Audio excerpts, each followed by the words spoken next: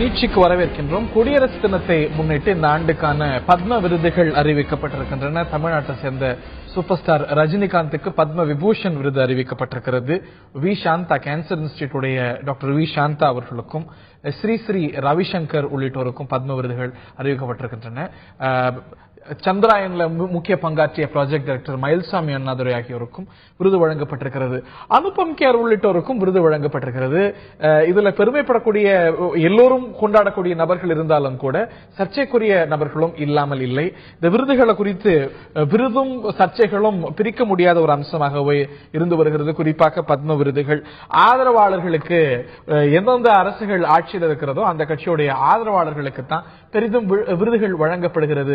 அரசியல் கால்குலேஷன்ஸ் மையப்படுத்தி இந்த விருதுகள் வழங்கப்படுகிறது அப்படின்னு தொடர் விமர்சனங்கள் தொடர்ந்து எழுந்தாலும் கூட ஒரு தேசிய கௌரவத்தை சர்ச்சைக்கு உள்ளாக்கலாமாங்கிற இன்னொரு கேள்வியும் எழுகிறது. விவாதிப்போம் இன்றைய ஆயுத நிகழ்ச்சியில். இந்த நிகழ்ச்சியில் நம்முடைய இணைகிறார்கள் திரு ராஜேந்திரன், காங்கிரஸ் கட்சியுடைய செய்தி தொடர்பாளர், மற்றும் திரு வெங்கடேசன், பாரதிய ஜனதாவுடைய செய்தி தொடர்பாளர். இந்த ஒரு விருது பட்டியல் அறிவிக்கப்பட்டிருக்கிறது. இந்த சர்ச்சைக்கான காரணத்துக்கு போறதுக்கு முன்பாக இதுல தகுதியற்றவர்களுக்கு இந்த விருது டிசர்வ் செய்யாதவர்களுக்கு வழங்கப்பட்டிருக்கிறது யாரேனும் கருதுறீங்களா? அப்படி சொல்றதுக்கு பதிலா ஒரு இன்றைக்கு விருது வழங்குறதுல என்ஆர்ஐக்கும் பிஐஓ என்று சொல்லக்கூடிய பீப்புள் ஆஃப் இந்தியன் ஆரிஜின் என்று சொல்லக்கூடியவர்களுக்கும் விருது இதுல வழங்குறாங்க அப்படின்னு ஒரு நியூஸ் வந்திருக்கு. என்னுடைய கேள்வி என்னன்னா, இந்த விருது என்பது இந்திய நாட்டிலே சிறந்த சேவை செய்தவர்கள், சிறந்த விளையாட்டு வீரர்கள், சிறந்த கலைஞர்கள், இவருக்கு தான் வழங்குவாங்க. ஃபாரின்ல இருந்தவங்க என்ன பண்ணிருக்காங்கன்னு யாருக்கு தெரியும்? வெளிநாட்டவர்களுக்கு நம்ம பாரத் ரத்னா விருது வரைக்கும் வழங்கியிருக்கோம். இல்ல ஒரு என்னுடைய நெல்சன் மண்டேலாவுக்கு உட்பட, அதாவது நெல்சன் மண்டேலா என்பவர் ஒரு உலக தலைவர் இல்லங்க. நீங்க வந்து இந்தியன் ஆரிஜின் நான் சொல்றது இதனுடைய நோக்கம், அதாவது பர்சன்ஸ் ஆஃப் இந்தியன் ஆரிஜினுக்கும் என்ஆர்ஐக்கும் வழங்குறத குறிப்பிடுறீங்க. வெளிநாட்டவர்களுக்கே விருது வழங்குறது, வெளிநாட்டவர்களுக்கு விருது வழங்குவது என்பது ஒத்துக்கொள்ளக்கூடிய ஒன்று. இது இன்னைக்கு இதுக்கு முந்தி இதுல என்ஆர்ஐ கொடுத்திருக்காங்க, வெளிநாட்டுக்காரங்களுக்கே கொடுக்கலாம் அப்படிங்கும் போது மலேசியா இதனுடைய அப்படி இருக்கும்போது இந்திய வம்சாவளியினர்களுக்கு கொடுக்கறது என்ன பிரச்சனை?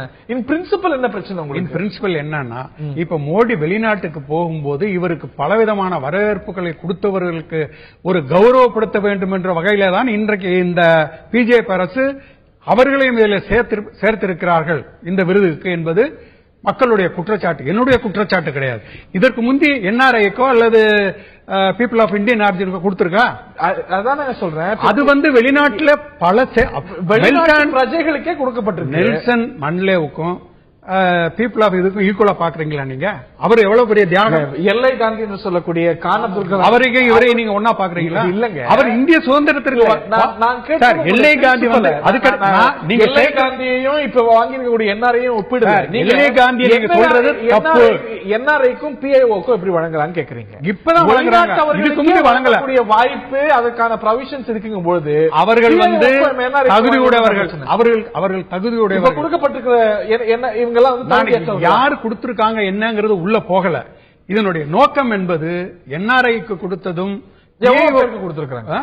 எவ்வளவு என்ஆர்ஐ நான் அதுக்குள்ளே போகல சார், அதுக்குள்ள போக வேணாம். அதனுடைய நோக்கம் என்பது நீங்க கேட்டீங்களே, இது வந்து சரியா தப்பா சரியான கொடுத்திருக்காங்களா இல்லையான்னு கேட்கறதுக்கு என்னுடைய பதில் என்ஆர்ஐக்கும் பிஐஓக்கும் கொடுத்ததனுடைய நோக்கம் கூடாது என்பதெல்லாம் பேச்சில் கொடுத்ததனுடைய நோக்கம் என்னன்னு கேட்டீங்கன்னா, மோடி அங்கே போகும் பொழுது இவருக்கு யார் யார் வரவேற்பு செய்தார்களோ, யார் யார் பணம் கொடுத்து உதவி பண்ணினார்களோ, இங்கிருந்து RSS ஒர்க்கர்ஸ் அங்க போய் இப்படி வந்து வாய்க்கு வந்தெல்லாம் சொல்லலாமா? அதான் சார், அதான் ரீசன். இதுக்கு முந்தைய கொடுத்திருக்கா? இல்ல, இதுக்கு முன்னாடி வெளிநாட்டவர்களே கொடுக்கப்பட்டிருக்கு. வெளிநாட்டவருக்கு கொடுத்தாங்க, என்ஆர்ஐ கொடுக்கல, பீப்புள் ஆஃப் இந்தியன் ஆரிஜினுக்கு கொடுக்கல. கொடுத்ததுக்கு காரணம் இதுதான். இது நான் சொல்லல, அமைச்சகம் இது நான் சொல்லல, ஆட்சியில் வந்து தனி அமைச்சர் இருந்தார் சார். இது வந்து இந்தியாவில் இருக்கக்கூடிய அவர்களுக்கு நன்றி செலுத்துறதுக்காக அவங்களுக்காக வயலார் ரவி இருந்தார். அவரோட துறை என்ன? வெளிநாடு வாழ் இந்தியாவுடைய துறை. அந்த துறை என்பது துறை இப்ப இன்னைக்கு இல்ல. இன்னைக்கு இதுல இதனுடைய நோக்கம் என்பது இதுதான் சார். மோடி போகும் பொழுது RSS ஒர்க்கர்ஸ் இங்கிருந்து அனுப்பிச்சு அங்க போய் மீட்டிங் போடுறதுக்கு எல்லாம் ஏற்பாடு பண்ணும் பொழுது அங்க யார் யார் இவங்களுக்கு உதவி பண்ணாங்களோ அவங்களை இன்னும் என்கரேஜ் படுத்துறதுக்காக தான் இப்ப புதுசா இதை சேர்த்திருக்காங்க. இது என்னுடைய குற்றச்சாட்டு அல்ல, இந்திய மக்களுடைய குற்றச்சாட்டு. நீங்க யாரு நீங்க இன்னைக்கு அது வந்திருக்கு, நாளைக்கு வரனால தான் இதனுடைய எஃபெக்ட் என்னன்னு தெரியும். அதை நான் இன்னைக்கு இந்த டிவி நிகழ்ச்சி மூலியமாக இத அப்படி பார்த்தா மோடி பல வெளிநாடுகளுக்கு சென்றிருக்கிறார். ஒவ்வொரு நாட்டிலிருந்தும் ஒவ்வொரு தேர்ந்தெடுத்து அவர் கொடுத்திருக்க வேண்டும் இந்த விருது. அதற்கு போறதுக்கு முன்பாக இதுல ஒரு ஃபேவரட்டிசம் காட்டப்பட்டிருக்கு, தொடர்ந்து அரசுகள் காட்டுதுங்கிற ஒரு குற்றச்சாட்டு எழுந்திருக்கிறது. அனுபம் கேருக்கு கொடுக்கப்பட்டிருக்கு. இந்த தேசிய விருதுகள் எல்லாமே இதுல அடிப்படையே இல்லாத ஒரு விஷயம், அரசியல் நோக்கத்துக்காக கொடுக்கப்படுதுன்னு ட்வீட் செய்யறவர் அவர் தான். சில ஆண்டுகளுக்கு முன்பு அவர் இந்த விருதுகள்லாம் திருப்பி ஒப்படைச்சாங்க இல்லையா, அந்த சமயத்துல பாரதிய ஜனதா அரசுக்கு ஆதரவாக அவ்வளவு கடுமையா முழங்கியவர். இந்த தருணத்தில் அவருக்கு கொடுக்கப்பட்டிருக்கக்கூடிய இந்த விருது குறிப்பாக வலதுசாரி சிந்தனையாளர்கள் அதிகமா இடம்பெற்றிருப்பது இயல்பா கிரிட்டிசிசத்தை கொண்டு வந்திருக்கு. இல்ல நீங்க அனுபம் கேர் ஒரு எக்ஸலண்ட் ஆக்டர் அவர். அது மட்டுமல்ல ஸ்கிரிப்ட் ரைட்டரும் கூட அவர். அந்த ஒரு காரணத்திற்காக ஒரு புகழ்பெற்ற ஒரு ஆக்டர், ஸ்கிரிப்ட் ரைட்டர் என்ற காரணத்திற்காக தான் கொடுக்கப்பட்டிருக்கிறது. நேரம் அதாவது எவ்வளவோ அதே நடிப்பு துறையில எவ்வளவோ பேர் இருக்காங்க, திரைத்துறையில நிறைய பேர் இருக்கிறாங்க. அவங்களெல்லாம் தேர்ந்தெடுக்காம, அதுவும் குறிப்பா இந்த ஒரு சர்ச்சைக்குரிய நிகழ்வுகள் நடக்குது, அதுல அனுபவம் தகுதி இல்லன்னு நீங்க சொல்ல வரீங்க? நிச்சயமா சொல்லலன்னா நான் என்ன சொல்றேன், ஃபேவரட்டிசம் காட்டப்படுது, ஒரு அரசியல் கால்குலேஷன் இதுல முன்னிருக்கிறது. காங்கிரஸ் அரசோ பாஜக அரசோ சென்ற ஆண்டு ஸ்வபன்தாஸ் குப்தாவுக்கு கொடுக்கப்பட்டிருக்கு.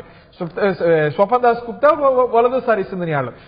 பிஜேபி அரசு இருக்கும் போது அதிகமான அளவுக்கு இதுல வலதுசாரி சிந்தனையாளர்களுக்கு திணிப்பும், காங்கிரஸ் அரசு இருக்கும்போது லெப்ட் ஆஃப் சென்டர் சிந்தனை கொண்டவங்களுக்கும் இது ஒரு பொலிட்டிக்கல் ஒரு அரசுடைய விருது அரசியல் காரணங்களுக்காக இருக்கிறதோங்கிற ஒரு சந்தேகத்தை தொடர்ந்து வலுப்படுத்தும். இல்ல அதுக்காக தான் நான் சொல்ல வரேன். அதாவது இப்போ ஒரு நீங்க பாத்தீங்கன்னா இப்போ இந்த வாரியங்கள் அப்படின்னு இருக்குல்ல, இந்த சென்ட்ரல் கவர்மெண்ட் இன்னைக்கு வரைக்கும் அதை யாரும் மாத்தாம தான் இருக்கும். மோடி நினைத்திருந்தால் யார் யாரெல்லாம் வலதுசாரி சப்போர்ட்டரோ அவர்கள் எல்லாரும் மாத்தி இருக்க முடியும். ஆனா அந்த மாதிரி எண்ணம் இந்த பிஜேபி அரசாங்கத்துக்கு இல்ல. FTTல பெரிய பிரச்சனை வந்தது. தகுதி உள்ள சென்சார் போர்ட்ல பிரச்சனை வந்தது. நாங்க எதுவுமே செய்யலை அப்படி நீங்க can you take it high moral ground? இல்ல நீங்க 1-2 சம்பவத்தெல்லாம் அது கூட அவர்கள் தகுதியோடு இருந்த காரணத்தினால்தான் அவர்கள் கொடுத்தார்கள். கூட இந்த அனுபவம் கேர் அதுதான் சொல்ல வர. பல ஆண்டுகள் சினிமா துறையில மிகவும் அனுபம் கேர் தகுதியற்றவங்கிற வாதத்தை வைக்கல. ஒரு ஃபேவரட்டிசம் இதுல காட்டப்படுது. மோடி அரசாங்கத்தில் பாபா ராம்தேவ் இவங்கெல்லாம் இந்த அரசுக்கு தொடர்ந்து நச்சான்று கொடுத்து ரொம்ப ஒரு நெருக்கமானவர்களா கன்சிடர் பண்ணக்கூடிய ஆட்கள். இதுல ஒரு அரசுடைய விருது, இந்திய அரசாங்கத்துடைய விருது அப்படிங்கிறது ஒரு அரசியல் காரணத்துக்காக இருக்கலாமா? அது ஒரு உயர்ந்த விருது அப்படிங்கிறது தான் கேள்வி. இல்ல அதுதான் நான் சொல்ல வரேன். அவர்களுக்கு தகுதி இல்லை என்று நீங்கள் கருதினால் நீங்க சொல்லக்கூடிய வாதம் நியாயமா இருக்கும். ஆனா இவர்களுக்கு நீங்கள் இதையும் தாண்டிய தகுதிகள்லாம் இருக்கு. அதான் சொல்ல வரேன். அவர் சினிமா ஆக்டர் மட்டுமல்ல, எக்ஸலண்ட் ரைட்டர். சினிமா அவர் நல்ல நடிகர் விருது கொடுத்துட்டு போலாம். ரஜினிகாந்த், கோயிலை, சச்சின் டெண்டுல்கர் இவங்களுக்கெல்லாம் கொடுக்கும் பொழுது இந்த தேசத்துடைய மக்களுடைய நிலையில மாற்றம் செய்யற அளவுக்கு அவங்க என்ன செஞ்சிருக்கிறாங்க அப்படிங்கிற கேள்வி எழுது. சச்சின் டெண்டுல்கர் எல்லா துறையும் நீங்க மக்களுக்கு உழைக்கின்ற துறையா நம்ம கருத முடியாது. நம்ம இந்த சினிமா துறை மக்களுக்காக தான் நாங்க சினிமா துறைக்கு வரணும் அப்படின்னா சொல்ல முடியாது. ஒரு கலை என்ற பார்வையில் தான் நம்ம பார்க்க முடியும். அப்படிதான் நம்ம அதை எடுத்துக்க முடியும். பாப்புலரான ஆட்களுக்கும் அரசியல் ரீதியா நெருக்கமான ஆட்களுக்கும் இதுல விருதுகள் அதிகமா வழங்கப்படுவதா சமீபத்துல நம்ம நிறைய பார்க்கிறோம். இல்ல நீங்க இப்ப கிட்டத்தட்ட ஒரு 112 பேர் இருக்காங்க. நீங்க அதை எடுத்து பாத்தீங்கன்னா அவர்களோட பணிகள் பாத்தீங்கன்னா இந்தியா முழுமைக்குமான ஒரு பணியா தான் இருந்து இருக்கு. அதனாலதான் அவர்களுடைய தகுதியை கொண்டுதான் இந்த அரசாங்கம் எப்படி இது பண்ணா டேலண்ட் அவார்டு கொடுக்கறாங்க. அதுல யாருமே உள்ள புகுந்து இது தப்புன்னு சொல்ல முடியாது. ஏன்னா அவங்க ப்ரூவ் பண்றாங்க. கேலண்ட்ரி அவார்டு 800 பேருக்கு கொடுத்திருக்காங்க. பிரசிடென்ட் போலீஸ் மெடல் 840 பேருக்கு கொடுத்திருக்காங்க. அதுல நீங்க இந்த மாதிரி ஃபேவரிசம் இருக்கு அதுன்னு சொல்ல முடியாது. ஏன்னா சர்வீஸ் ரெக்கார்டு, அவங்க பண்ண தியாகம், அவங்க பண்ண வேலையை ப்ரூவ் பண்ணி கொடுக்கறாங்க.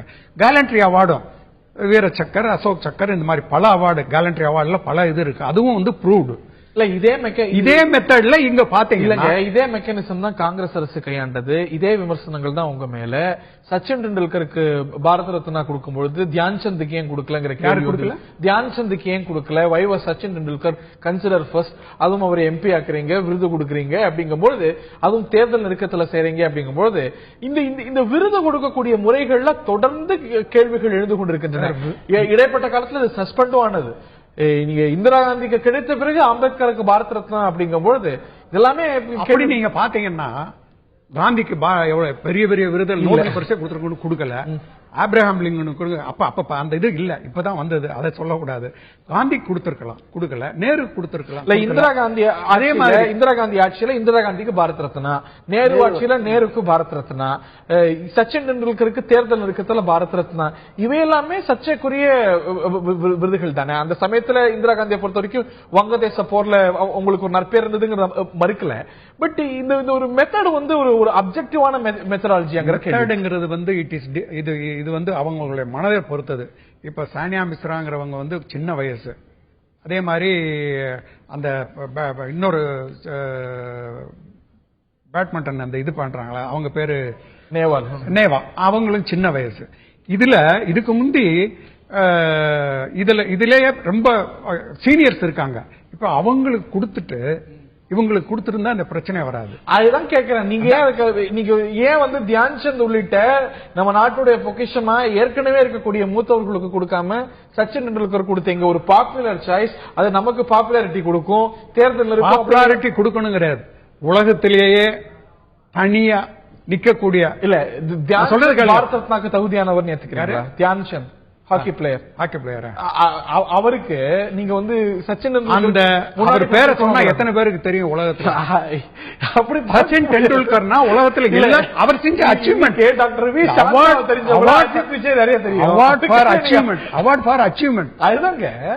Award for achievement. What he has achieved அந்த அளவுக்கு இல்ல. தியான் சந்த் அவருடைய ஸ்போர்ட்ஸ் துறையில முன்னாடி சாதனைகளை படைத்தவர். அதெல்லாம் ரைட். when you compare யார் இதுல கொடுக்கலாம், யார் நிறைய பண்ணிருக்காங்கன்னா சச்சின் டெண்டுல்கர் தான் வர. அதனால குறைவா பண்ணிருக்காருன்னு நீங்க சொல்றதா புரிஞ்சுக்கிறேன். எனக்கு பொறுத்த அளவுக்கு நான் சச்சின் டெண்டுல்கர் வந்து மேல இருக்கிறார் அப்படிங்கிற காரணத்தினால நம்ம பொலிட்டிக்கல் கால்குலேஷன்ஸ் இருக்காங்க கேள்வி. பொலிட்டிக்கல் கால்குலேஷன் இல்ல, பியூர்லி அச்சீவ்மெண்ட். உலகத்துல வந்து அவர் அச்சீவ் பண்ண மாதிரி யாரும் இதுவரைக்கும் இவை எல்லாமே சப்ஜெக்டிவான விஷயங்கள். இன்னைக்கு விருது வாங்கி இருக்கிறவங்க, முன்பு விருது வாங்கி இருக்கிறவங்க எல்லாருடைய கிரெடென்ஷியல்ஸுமே பலருடைய கிரெடென்ஷியல்ஸ் கேள்விக்குள்ள இருக்கிறது. ஒரு அரசியல் நோக்கம், அரசியல் நெருக்கம், இவையெல்லாம் காரணமாங்கிற கேள்வி எழுந்திருக்கிறது. இன்னைக்கு தமிழ்நாட்டை சேர்ந்த பிரபலமான திரு ஜெயமோகன் அவர்கள் இதை மறுத்திருக்கிறார். எனக்கு வந்து இது வேண்டாம், இந்த சமயத்தில் இந்த அரசு கிட்ட இருந்து வாங்குவது பொருத்தமா இருக்காது அப்படின்னு சொல்லியிருக்கிறார். இதுவே இது கொடுக்கப்படக்கூடிய ஒரு மெத்தட்ல இருக்கக்கூடிய சர்ச்சைத்தன்மையை வெளிப்படுத்தல. அவர் சொன்ன காரணம் என்ன? இல்ல அதுதான் இந்த அரசு கிட்ட வாங்கினா இது பல சந்தேகங்களை எழுப்பும், பல கேள்விகளுடைய கிரெடென்ஷியல்ஸ் எழுப்புங்கிறார். இந்த ஒரு விருதை ஒரு பெருமை சின்னமா பார்க்கக்கூடிய ஒரு நிலை மாறி இது வந்து ஒரு சர்ச்சை சின்னமா மாறி வருதுங்கிற ஒரு கேள்வி தான். அவர் எழுதுற சப்ஜெக்ட்ல அந்த மாதிரி இருந்து அந்த மாதிரி இருக்கிறதுனால அவரு இதிகாசங்களே ஏதோ பத்தி எழுதிட்டு இருக்காரு. இந்த நேரத்தில் இதை வாங்கினா சர்ச்சை வரும் அப்படின்னு தான் சொல்லியிருக்காரு. வேண்டாம் சொல்ல. இன்னைக்கு இது வந்து இதுல ஒரு அப்ஜெக்டிவிட்டியை தாண்டி இதுல ஒரு சர்ச்சை கலந்திருக்கிறது தானே இதை காட்டு. இல்ல ஜெயமோகன் அவர்கள் வந்து அவருடைய நீங்க அவருடைய எழுத்துக்கள் எல்லாவற்றையும் பார்த்தீங்கன்னா ஒரு இந்து மதம் சார்ந்த இல்ல ஒரு ஆதரவான கருத்துக்களை அவர் தொடர்ந்து வலியுறுத்தி வருகிறார். ஆனால் அதையும் மீறி அவர் மோடி அரசாங்கத்தை மிக கடுமையாக விமர்சனம் செய்திருக்கிறார். அதையும் நாம கணக்கில் எடுத்துக்கணும். அதனால இப்ப அவர் வந்து அவரை தேர்ந்தெடுத்தார்கள், அவர் வேண்டாம் என்று சொல்லிவிட்டார். இத்தனைக்கு அவர் மோடியை வந்து எதிர்த்து பல கட்டுரைகளை எழுதியிருக்கிறார். இந்துத்துவ இயக்கங்களை கடுமையாக விமர்சனம் செய்திருக்கிறார். ராமகிருஷ்ண மடத்தை பற்றிய மிக மிக கடுமையான விமர்சனம் நான் சொல்ல வரேன். அதாவது அந்த எப்படி இவர்களை தேர்ந்தெடுத்திருக்கிறார்கள் என்பதற்கான ஒரு சான்றாக இந்த ஜெயமோகன் சம்பவத்தை நம்ம எடுத்துக்கலாம். அப்படி அவர் செய்திருந்தாலும் அவருடைய எழுத்தாற்றல் என்பது மிகப்பெரிய எழுத்தாற்றல். அதை யாரும் நம்ம வந்து புறந்தள்ளிவிட முடியாது. அந்த ஒரு தகுதியின் காரணமாகத்தான் இவர்கள் வந்து இந்த மோடி அரசாங்கம் வந்து அவர்களுக்கு விருது கொடுக்க பரிந்துரைத்தது தவிர அவர் வந்து அந்த நோக்கத்தை கேள்வி கேட்கலங்க. நான் என்ன கேட்கிறேன்னா, இன்னைக்கு ஏதோ ஒரு சர்ச்சைக்கு அப்பாற்பட்ட ஒரு விஷயமாக இந்த விருது இல்ல அப்படிங்கறதா இது தொடர்ந்து விருதுன்னு வந்துட்டாலே சர்ச்சை தான் வரும் சார். எப்படின்னு கேளுங்க. அப்படிதானே அப்ஜெக்டிவா இருக்கணும். இல்ல அரசுடைய விருது ராஜா காலத்துல வந்து தீனிலாகி, திவான் பகதூர், ராவ் பகதூர்னு கொடுத்தாங்க. அப்பயே சர்ச்சை வந்தது. இவருக்கு எப்படி கொடுத்தாங்க டைட்டில்ஸ். பிரிட்டிஷ் பீரியட்ல வந்து சர், லார்ட், விக்டோரியா கிராஸ் இப்படி கொடுத்தாங்க. மிலிட்டரியில இருக்கிறோம் கேலண்டரி அவார்டு மாதிரி. அப்பயும் சர்ச்சைகள் எழுந்தது. சர்ச்சைகள் என்பது அவார்டு கொடுக்கும்போது அந்த ஃபீல்ட்ல இருக்கிறவங்க எனக்கு கொடுக்காம இவங்களுக்கு கொடுத்துட்டாங்கிற சர்ச்சை என்பது அப்படி இந்த மெரிட்டோரியஸா எழக்கூடியதை தாண்டி இதுல ஒரு பொலிட்டிக்கல் கால்குலேஷன் இருக்கிறதோ அப்படிங்கிற கேள்வி. பொலிட்டிக்கல் வந்து ராஜா இருந்தாங்க. ஜெயமோகன் அவருடைய சம்பவத்தை சொன்னேன் நான். அவர் வந்து மோடி அரசாங்கத்திற்கு எதிராக எழுதியிருந்தாலும் கூட அவருடைய தகுதியை பார்த்து மட்டும்தான் இந்த விருதுகள் எல்லாம் வழங்கப்பட்டிருக்கிறது என்பதற்கு ஒரே அத்தாட்சி ஜெயமோகன் அவர்கள் தான். இன்னைக்கு ஸ்ரீ ஸ்ரீ ரவிசங்கருக்கு கொடுக்கப்பட்டிருக்கிறது.